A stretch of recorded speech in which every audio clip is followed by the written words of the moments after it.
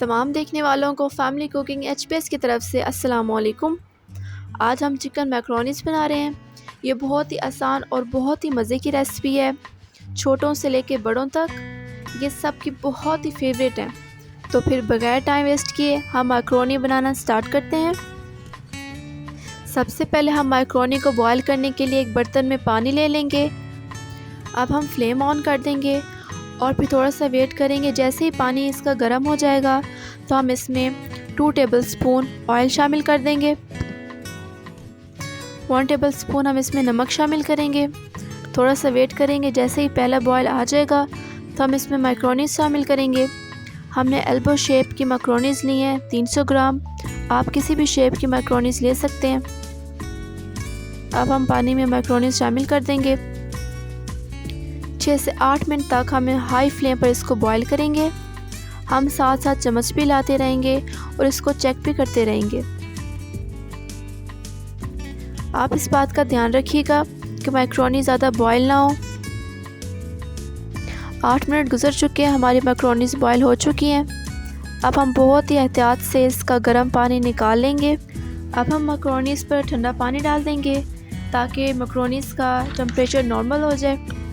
Tap को of करने के बाद हम मैक्रोनी से सारा पानी निकाल लेंगे और अब हम इस पर 1 टेबलस्पून ऑयल शामिल करेंगे ताकि मैक्रोनीस आपस में चिपके ना और इस पर शाइन भी आए।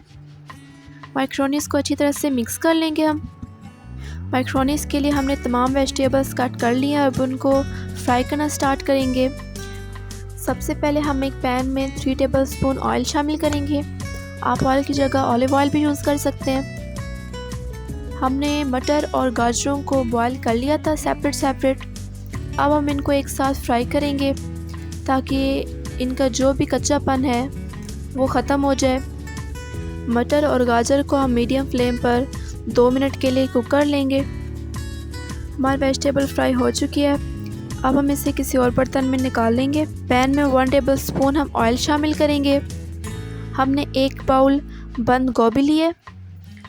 बंद गोभी को कट करके हमने बहुत अच्छे से धो लिया था।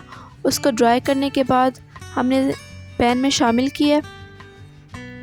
बंद गोभी हम 1 से 2 मिनट के लिए फ्राई करेंगे ताकि इसका भी कच्चापन ख़त्म हो जाए। 2 मिनट के बाद हम गोभी को भी निकाल लेंगे। पैन में 1 टेबलस्पून ऑयल डालेंगे। अब हम इसमें शिमला मिर्च शामिल करेंगे। हमने 1 बड़ी शिमला मिर्च ली है और उसको क्यूब्स में इस तरह से कट कर लिया है। शिमला मिर्च को भी हम 1 से 2 मिनट के लिए फ्राई करेंगे ताकि हम जब मैक्रोनीस में ये वेजिटेबल यूज़ करें तो इसका बहुत अच्छा टेस्ट आए। शिमला मिर्च फ्राई होने के बाद पैन में हम 1 टेबलस्पून ऑयल डालेंगे और फिर इसमें आलू हम फ्राई करेंगे। आलू भी हमने बॉईल कर लिए थे पहले से और अब इसको हम फ्राई करेंगे। आलू को भी हम 1 से 2 मिनट के लिए फ्राई करेंगे। आलू फ्राई हो चुके हैं और मैक्रोनीस बनाने के लिए हमारी तमाम वेजिटेबल्स बहुत अच्छे से फ्राई हो चुकी हैं। कुछ लोग मैक्रोनीस में कच्ची वेजिटेबल भी यूज़ करते हैं, लेकिन कच्ची और फ्राई की हुई वेजिटेबल्स में बहुत ज़्यादा फ़र्क होता है। अब एक बड़े बर्तन में हम 5 टेबलस्पून ऑयल लेंगे। आप ऑयल की जगह ऑलिव ऑयल भी यूज़ कर सकते हैं।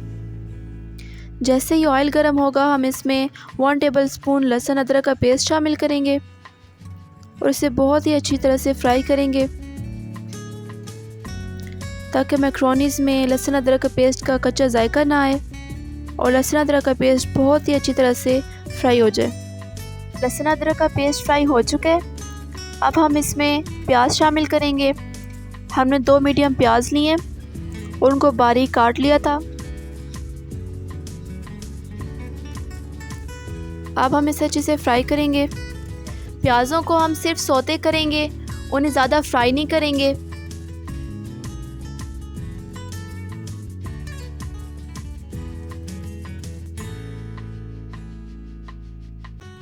हमारे प्याज सौते हो चुके हैं। अब हम इसमें चिकन शामिल करेंगे। हमने 250 ग्राम बोनलेस चिकन ली है। आप ब्रेस्ट या थाई पीस ले सकते हैं। चिकन के पीसेस को हमने क्यूब्स में कट कर लिया था। अब हम चिकन के पीसेस को उस टाइम तक कुक करेंगे जब तक इसका कलर चेंज ना हो जाए। चिकन बहुत ही अच्छी तरह से फ्राई हो चुकी है। अब हम इसमें 1 टीस्पून नमक शामिल करेंगे और इसे अच्छी तरह से मिक्स कर लेंगे। 1 टेबलस्पून इसमें कुटी हुई लाल मिर्च शामिल करेंगे और इसे अच्छी तरह से मिक्स करेंगे। अब हम टमाटर शामिल करेंगे। हमने 2 टमाटर लिए थे और उन्हें क्यूब्स में कट कर लिया था। टमाटर हम ज़्यादा कुक नहीं करेंगे, बस इनको ज़रा सा सॉफ्ट करेंगे। अब हम इसमें 2 टेबलस्पून सोया सॉस शामिल करेंगे। 2 टेबलस्पून इसमें हम चिली सॉस शामिल करेंगे। बिस्मिल्लाहिर्रहमानिर्रहीम। अब हम इसमें 2 टेबलस्पून सिरका शामिल करेंगे। आप सिरका कम या ज़्यादा डाल सकते हैं। अब हम इसमें 1 टेबलस्पून मायोनीज़ शामिल करेंगे। मायोनीज़ शामिल करते हुए हम फ्लेम को बहुत ही स्लो कर देंगे। अब हम इसमें 3 टेबलस्पून टमाटो केचप शामिल करेंगे। अब हम इन सबको अच्छी तरह से मिक्स कर लेंगे।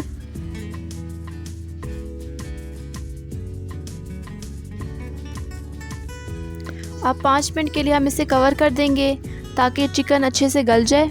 5 मिनट गुजर चुके हैं। अब हम इसे ओपन कर लेंगे। माशाल्लाह बहुत प्यारी खुशबू आ रही है। अब हम इसमें मैक्रोनीज़ शामिल कर देंगे। अब हम इसे अच्छी तरह से मिक्स कर लेंगे ताकि मसाला मैक्रोनीज़ के साथ अच्छी तरह से मिक्स हो जाए।